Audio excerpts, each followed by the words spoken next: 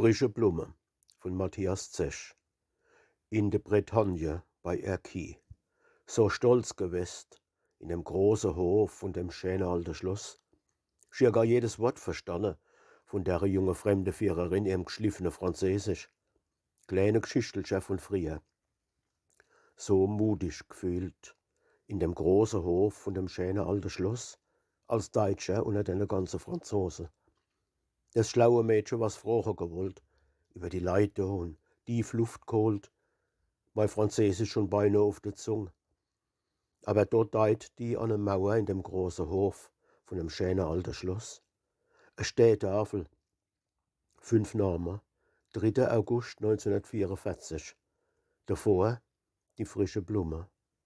Fallschirmjäger, Deutsche. 5 Geiseln, Franzosen. Der jüngste noch fast ein Kind. Am Hauptmann sein Kommando vorm Knickschuss in dem großen Hof von dem schönen alten Schloss. Bevor ihr sterben, müssen ihr euch selber euer Grab graben. So geschämt in dem großen Hof von dem schönen alten Schloss unter den ganzen Franzosen.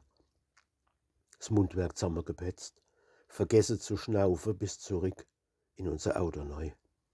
Und so froh gewesen, 3 Dörfer hinter dem schönen alten Schloss, im Hof von dem Bistro.